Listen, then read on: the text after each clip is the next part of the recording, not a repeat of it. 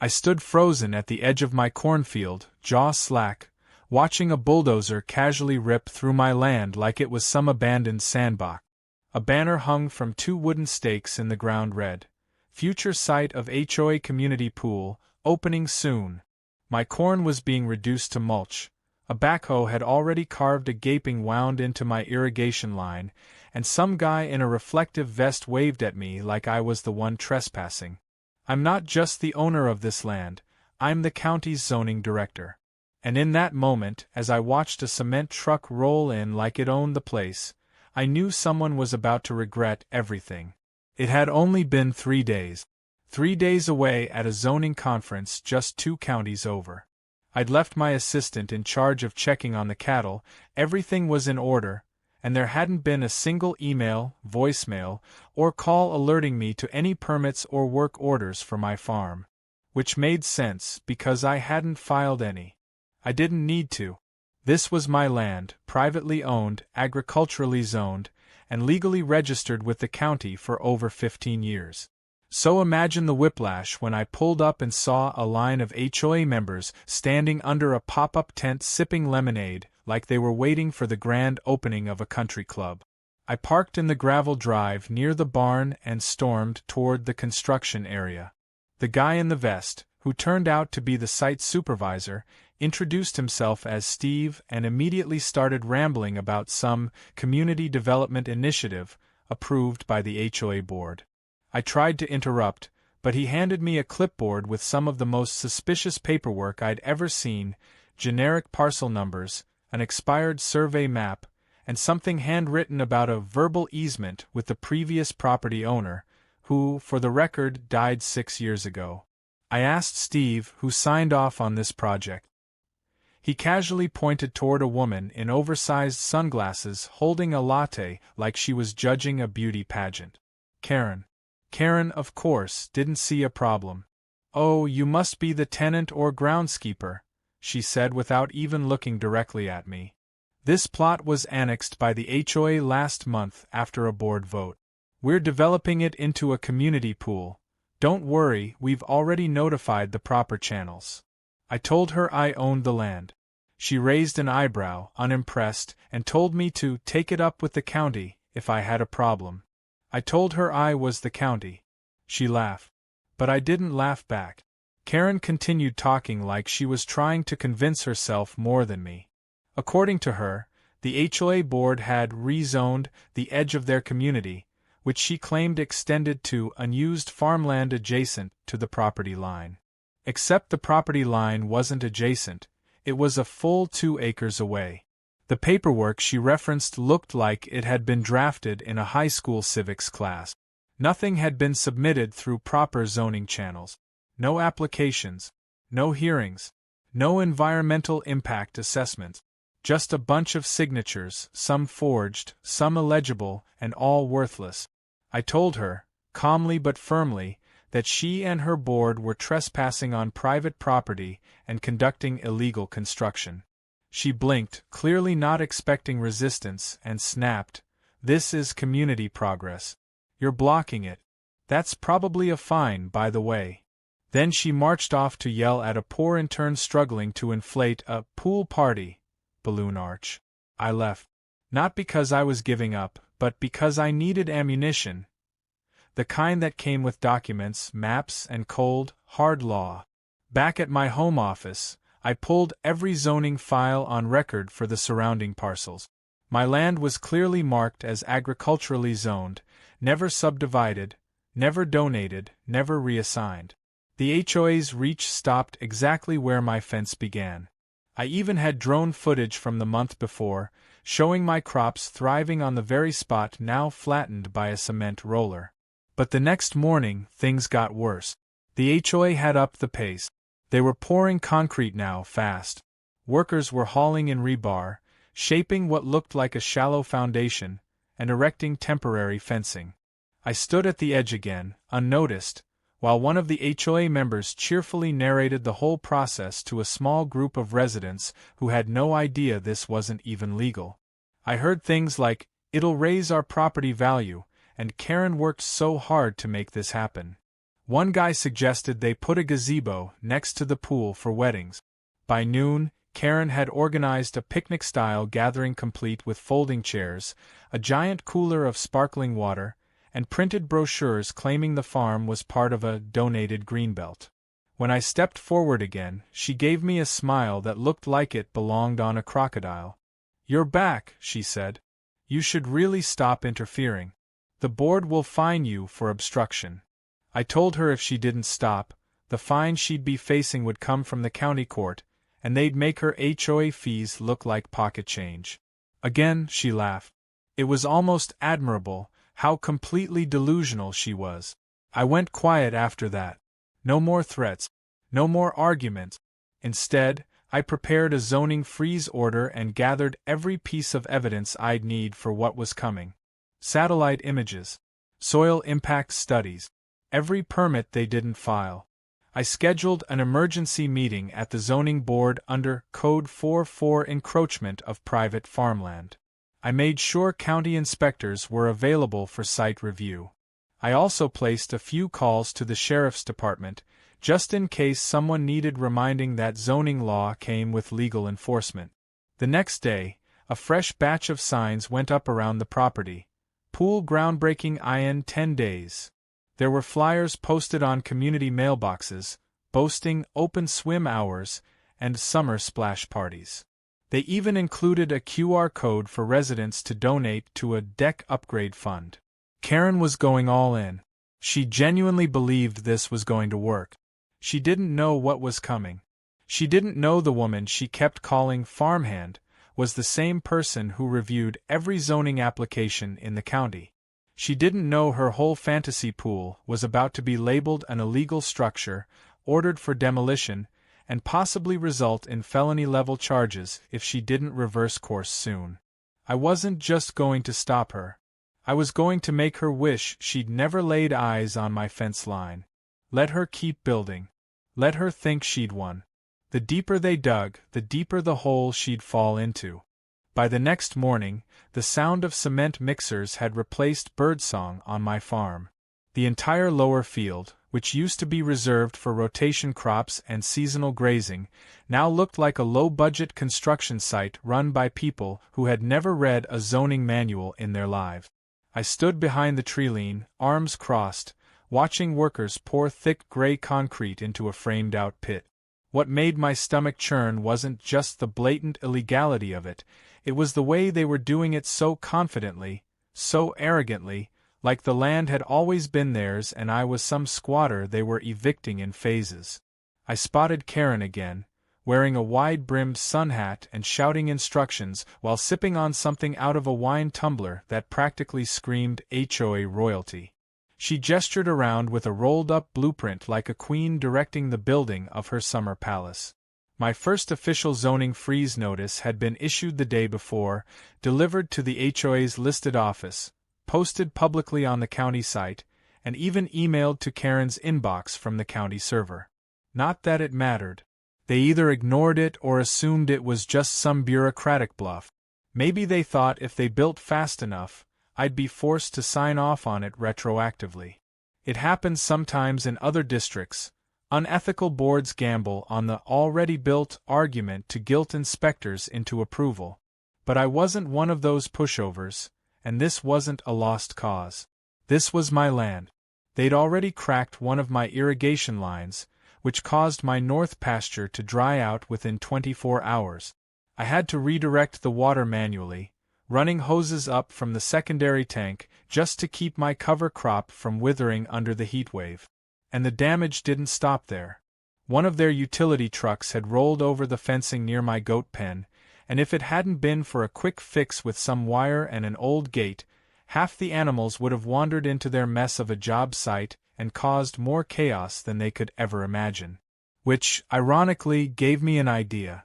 The next morning, just as Karen prepared for her so-called planning ceremony with her board members, I opened the lower gates and led my cows toward the construction site. Not forced, not herded, just a simple morning routine changed up slightly, with some feed buckets rattled to encourage them toward the disturbed area. The cows, being curious and motivated by the smell of grass and spilled snacks, wandered into the open area between their flimsy temporary fences. The reaction was instant. One worker tripped over a plastic chair trying to avoid a curious Holstein that licked his face. Another screamed as a large cow knocked over a foldable table holding all the fancy donuts and party favors. Karen shrieked and tried to wave them off with her clipboard, only to get mooed at loudly in return. It was glorious. Cows don't care about your agenda. They don't care about your HOA politics. One of them stepped directly into the pit, trampling the framing for the shallow end of the pool. Another one knocked over Karen's coffee, sending her running in panic like her life depended on caffeine. And through it all, I just stood there near the fence, arms folded again, expression calm, as if I didn't know what caused the stampede. One of the HOA board members yelled at me, "Call animal control. This is sabotage." I replied with a straight face, "They're livestock. On my farm. Maybe your pool party's in the wrong venue." Karen was livid, stomping over to me with her shoes half sunk in the muddy edge of the worksite. She screamed something about safety, property values, and lawsuit. I asked her how she planned on suing the legal landowner for using their own animals on their own land. She couldn't answer. She just stood there red-faced, mouth opening and closing like she was trying to form a spell, and stormed off after her ruined planning ceremony. But even that didn't stop her. 2 days later, she organized a full ribbon-cutting event.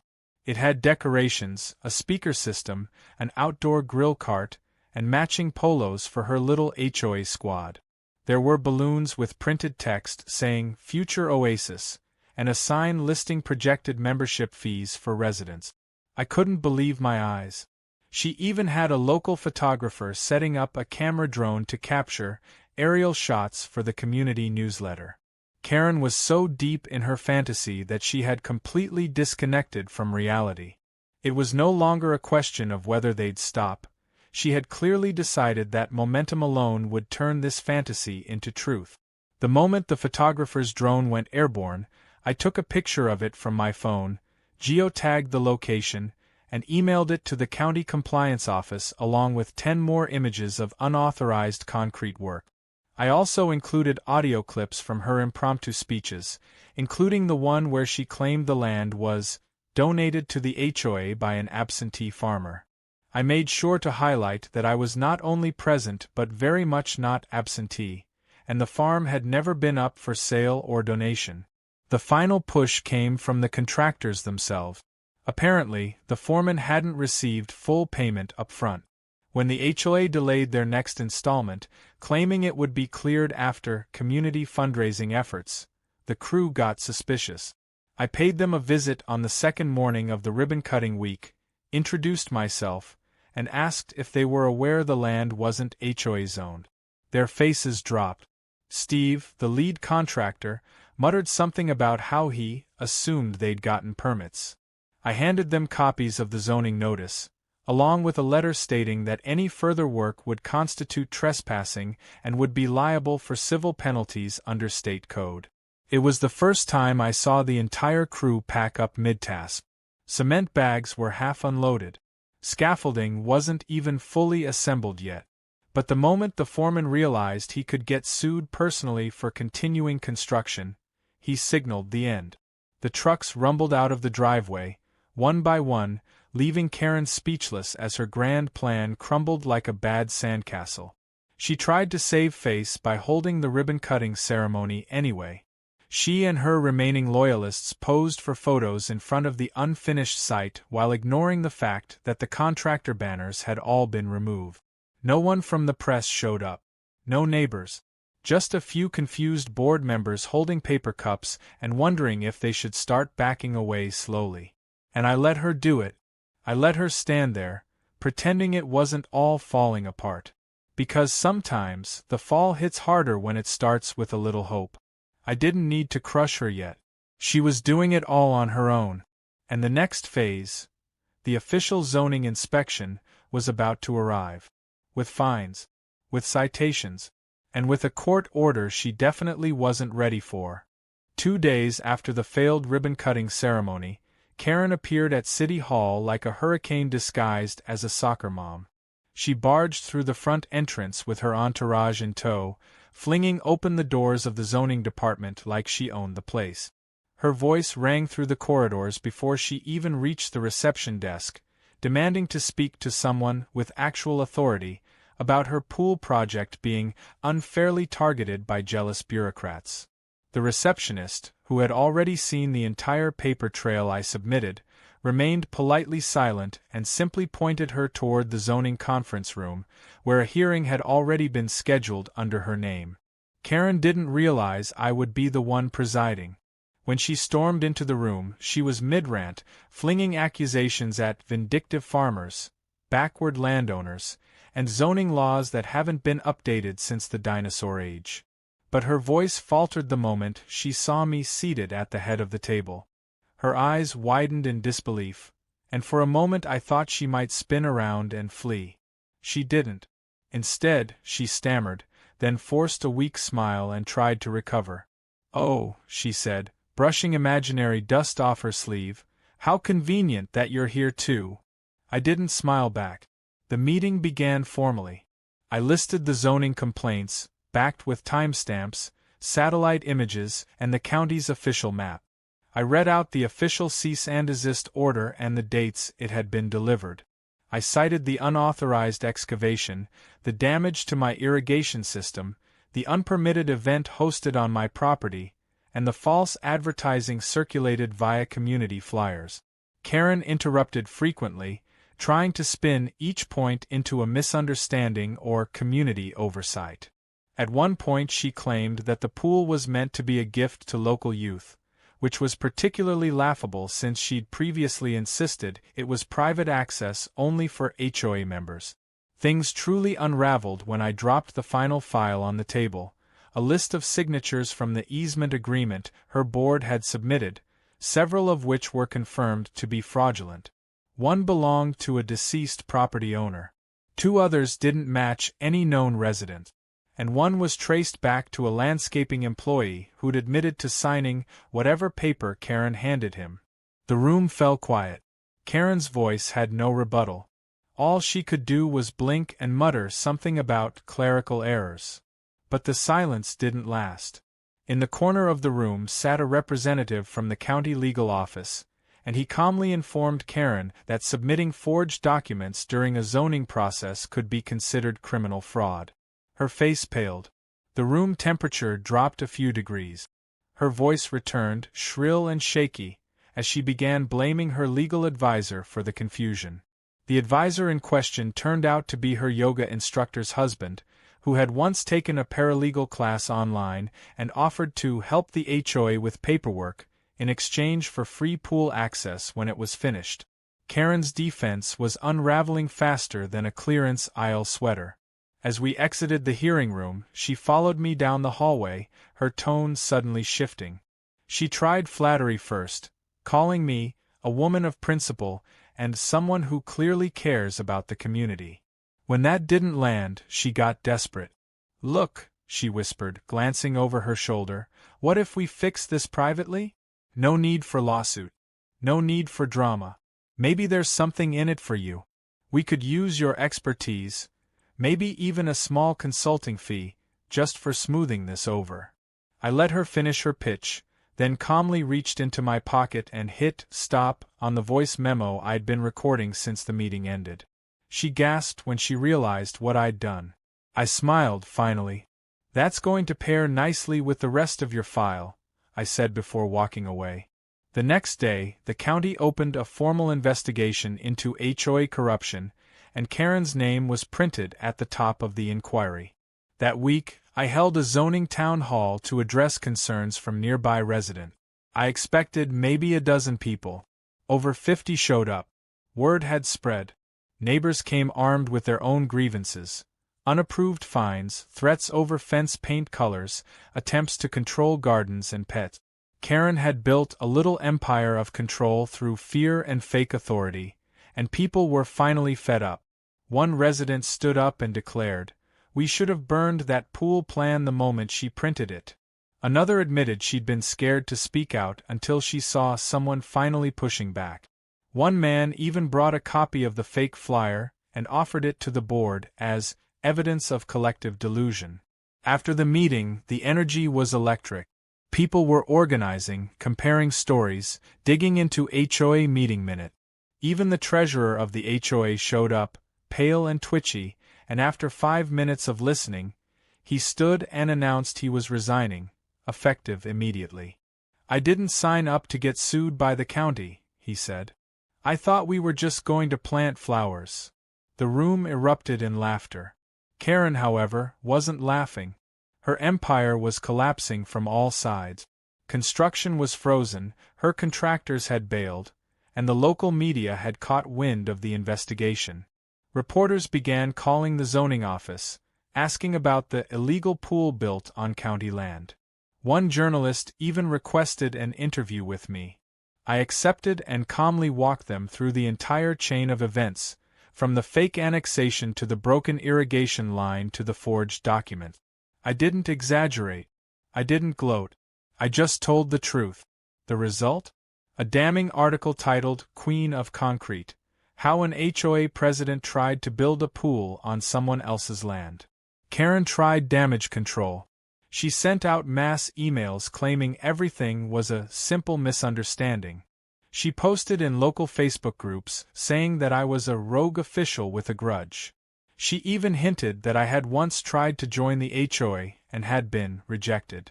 That was the final straw for some of her board members. One by one, they started defecting. Some wrote public apologies. Others deleted their social media account. And a few quietly reached out to me to ask what they could do to make things right. By the end of that week, the HOA was in shambles. Their credibility was shot, their funds were frozen pending legal review, and their so-called leadership team had either resigned or gone silent. And all Karen could do was watch it crumble around her, still clinging to the fantasy that she could fix it with a ribbon and a smile. But this wasn't just about a pool anymore. It was about power, entitlement, and accountability. She had trespassed. She had forged. She had lied. And now she would face the full weight of the consequences. And I hadn't even started the demolition process yet. The day the demolition order came through was unusually warm for the season, like even the weather knew something big was about to go down. I arrived at the edge of my field with a folded court-certified order in my hand and a clipboard under my arm. A small crowd had gathered by the time the first county bulldozer rolled in, kicking up a cloud of dust and tension. Karen showed up 15 minutes later in full panic mode, wearing a ridiculous sun visor, oversized sunglasses, and a tracksuit that looked like it was made for a tennis court meltdown. She ran up to the operator of the bulldozer waving her arms, yelling something about a restraining order that didn't exist. The man didn't even look at her. He looked at me, I nodded, and the engine rumbled louder. The bulldozer took its first bite out of the concrete shell like it was cardboard. The echo of cracking cement spread across the field like a warning shot, followed by the satisfying crunch of rebar snapping under pressure. Karen shrieked. She jumped in front of the next machine coming down the dirt track, screaming that this was state-sponsored vandalism. I calmly stepped forward and handed the site officer the official zoning court order. Karen tried to snatch it, but he held it high and read it out loud, just for good measure. Her voice cracked as she yelled that we were destroying a community asset. I reminded her, again, that the community didn't own this land. I did. And that she hadn't gotten a single permit or zoning variance. She screamed that she would appeal. I told her she was welcome to do that, after the pool was a pile of rubble. What made it worse for her was that the media had shown up. A couple of local outlets had caught wind of the story and sent camera crews. They weren't interested in her side of the tale anymore. The moment she tried to give a dramatic monologue about saving the neighborhood's future, someone asked why she hadn't checked the land registry first. She stumbled. Another asked about the forged document. She turned red. When the concrete was fully broken up and the machines began loading chunks into dump trucks, Karen's meltdown reached its peak. She stormed toward the debris pile, lost her footing on the slick mud, and fell face-first into the waterlogged remnants of what had been the shallow end. The cameras caught every second. It was replayed online for days under titles like, "Karen's Pool Party Gets Cancelled by Gravity." I could have walked away then, let the county wrap things up, but I stayed. Not to gloat, but to make sure it was done right. The site had to be completely restored, topsoil respread, irrigation repaired, fencing reinstalled. I stood with the inspectors, making notes as they marked the areas of ecological damage caused by the excavation. My farm had suffered more than just cosmetic injury. The broken irrigation line had dried out one of my secondary pastures. The foot traffic had compacted the soil, making it nearly unusable until I reconditioned it. And yet, despite all that, it was strangely satisfying watching the land heal. Karen, however, was not healing. The HOA's finances were under investigation, and every expense related to the illegal construction, including the damage to my property, was now on the ledger. The county assessor's office had begun auditing HOA dues and spending records, and a lot of interesting patterns were coming to light. Apparently, Karen had been approving expedited fees, 4 years without board approval, and funneling extra money into vanity projects like gold-plated address signs and premium mulch for her personal garden. The pool fiasco had triggered a deeper excavation than anyone expected, and it was revealing rot far below the surface. To make matters even worse for her, the weather turned against her at just the right moment. A rainstorm swept through the valley the following weekend. The unfinished, open construction site turned into a muddy sinkhole. Without proper drainage in place, the entire area flooded. It washed away what little structure had remained and left a crater full of debris, water, and angry frogs. When Karen tried to wade in during another one of her rants, this time to inspect the sabotage firsthand, she slipped again. Someone caught that on video too. It wasn't just a mess anymore. It was a joke, a running gag in neighborhood group chats, an internet meme in the making. Still, Karen wasn't done embarrassing herself. She tried to salvage her reputation by holding an emergency HOA board meeting, but only 2 people showed up, and one of them was there just to return their access badge. She tried to send an open letter to the neighborhood claiming she'd been tricked by bad advisors and misinformed by invisible bureaucracy. No one bought it. She even posted a video accusing me of vendetta-style zoning abuse, but all it did was attract comments pointing out how calmly I had handled everything while she screeched in the mud like a raccoon who lost its trash can. That's when the auction notices started arriving. The HOA couldn't cover the fines, couldn't pay the restitution, and couldn't maintain basic services anymore. Their community center was the first thing listed, complete with its broken AC, peeling paint, and the fancy grill Karen had ordered for board member use only. I attended the auction out of curiosity and ended up buying that same grill for $10. I wheeled it back to my farm and placed it next to my barn with a small metal sign above it that read, "Karen's Legacy Barbecue, powered by entitlement." Word spread fast. Former HOA members began reaching out, not with complaints, but with apologies. Some were embarrassed, others just grateful it was over. A few even asked if they could help with the cleanup. I welcomed them, not because I needed help, but because I wanted them to see the land for what it was, productive, living, and real. Not a canvas for their fantasy architecture. We patched the fencing, cleared debris, and planted new cover crops over the worst-hit areas. Even the cows seemed happier now that the chaos had passed. One of them stood chewing next to the half-dug mud hole like it had no idea its morning walks had helped destroy a political empire. And in the middle of all of this recovery I realized something. Karen's obsession with the pool, her desperate need for control, it wasn't just about power. It was about recognition. She wanted to leave a mark. But in trying to carve her initials into something she didn't own, she ended up being remembered in a way she never intended. Not as a builder, not as a leader, but as the woman who tried to put a pool on the wrong property and ended up in the mud, twice. The story wasn't just over. It was becoming legend. And as I watched the bulldozers drive off for the last time, I knew she would never be able to rewrite it. Karen made one final move, a desperate swing that came weeks too late and with zero traction. She filed a countersuit.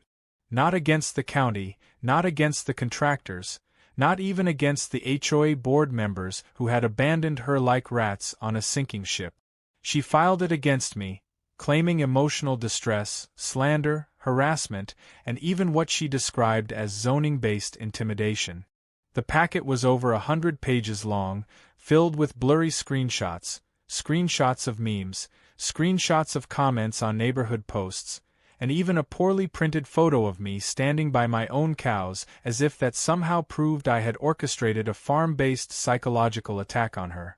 I got the notice on a Monday morning and spent 15 minutes laughing before forwarding it to the county's legal department. The court date came and went faster than a sneeze in a tornado. The judge barely let her finish her rambling opening statement before asking her to cite a single zoning law I had broken. She couldn't. Then he asked her how a zoning officer enforcing a court-ordered demolition could be considered harassment. She tried to pivot, claiming that my cows had menaced her, but the judge actually snorted before regaining his composure and dismissing the entire thing on the spot. Karen was so humiliated she didn't even bother leaving through the front door. She used the side exit like a celebrity avoiding paparazzi, only there were no cameras waiting, just a kid playing hacky sack and a squirrel stealing a sandwich. Back home, life had returned to normal. My farm was recovering nicely, the fields were green again, and the soil, while still a bit compacted in places, was bouncing back with the help of some smart rotation and a lot of elbow grease. I'd gone ahead and expanded the fencing where the old pool pit had been. The area that once held folding chairs and angry shouting now hosted clover and alfalfa. The cows had reclaimed it. My dog liked to nap there in the sun. And I finally got around to repainting the barn door that had been scratched up during the truck traffic. It was peaceful, and after weeks of chaos, the silence felt like a prize. Then came the letters. One after another, former HOA members reached out, not to complain or defend Karen, but to ask for help. With the HOA in shambles and dissolved by a majority vote, people were trying to untangle the mess she'd left behind. One neighbor asked if I could review her property line because Karen had claimed a portion of her backyard was common space. It wasn't. Another family wanted to convert their garage into a guest house and asked me for zoning tip. A retired couple came by with fresh pie and a thank you note. Word had spread. I wasn't just the woman Karen had tried to steamroll. I was the one who'd drawn the line, stood her ground, and quietly made the system work like it was supposed to. I approved several minor variances for former HOA homes, all of them legal, all of them processed properly, and all of them met with genuine gratitude. One neighbor put up a new fence in the color they actually wanted. Another planted a row of sunflowers Karen had once forbidden due to pollen aesthetics. People were reclaiming their properties, not just physically but emotionally. You could feel it on the street. People were smiling more, spending time outside, chatting over mailboxes instead of bickering about bylaws. It was like Karen's collapse had fertilized a sense of community far stronger than anything her HOA ever achieved. To celebrate the end of the madness, I hosted what I jokingly called the No Pool Pool Party on my farm. I set up sprinklers and kiddie pools, brought out water balloons, and strung up streamers that read, zoned legally and permitted fun only. The grill, Karen's former golden prize, was fired up and cooking burgers. Neighbors brought snacks, lawn chairs, and coolers. Even the cows wandered close to the fence to watch. Someone made matching t-shirts that said, "I survived Karen's pool party," with a cartoon image of her falling in the mud. I didn't endorse the design, but I couldn't stop laughing when I saw it. What struck me most that day was how many people brought their kids, their pets, their laughter. It wasn't about me or the land or even the zoning win. It was about the return to something simple, respect, freedom, and the right to enjoy what you've worked for without interference from clipboard-wielding tyrants. People danced in wet grass, played ridiculous games, and joked about how the field used to be reservations only. One guy even stood where the diving board was supposed to go and cannonballed into a bucket of water, drawing a round of applause and a few bruises. And as the sun dipped low, casting golden light over the field, someone pointed out that Karen's house was up for sale. Sure enough, a sign stood at the edge of her manicured lawn, half hidden by the remnants of her custom flowerbed. Word was she had listed it quietly, trying to escape the neighborhood before the last embers of her reputation turned cold. A few folks told me she'd been packing boxes in the early morning, trying to avoid attention. No one had seen her outside in days. Not since the court's final ruling. Not since the article with her picture at the demolition site was published in the papers, What Not to Do feature. When she finally moved out, she did so in the middle of the night. A moving van pulled in, loaded up, and vanished before dawn. No goodbyes. No notes. Just silence and a single porch light left on, as if she'd return someday to reclaim her fantasy empire. But she wouldn't. Her house sat empty for weeks before it was bought by a local school's agricultural program. They planned to use the space as a mini animal sanctuary and garden for kids learning about sustainability. I couldn't have scripted it better if I tried. Where once stood the queen of overreach would now be pigs, chickens, and elementary schoolers learning how to compost. Before the school officially moved in, I stopped by and placed a small handmade sign in the front flowerbed. Nothing flashy. Just a wooden plaque painted white with red lettering that read, "No trespassing, especially if you have a clipboard." I didn't ask for permission. No one asked me to take it down. As for me, I kept working the land, approving zoning changes when needed, and sleeping well every night. Karen's story became a kind of folklore in the community, an exaggerated tale passed around at barbecues and block parties, always with new details added for flavor. And I never minded. Let them laugh. Let them remember. Because while Karen had tried to build a monument to herself on my soil, all she managed to do was bury her own authority in the mud. And I, quietly and legally, made sure it stayed buried.